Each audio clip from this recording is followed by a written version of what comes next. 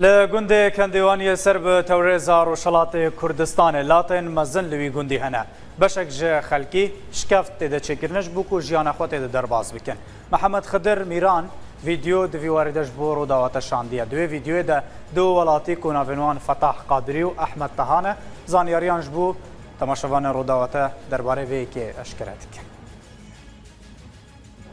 شيخ أحمد هي كندوانا تقريبا للشخص كيلومتري توريزيا بردك خانو كان هم دبرديدان قديم وليرة زندجان كردوا حيوانات وشيشان راقرتوا هردو خانوانا دا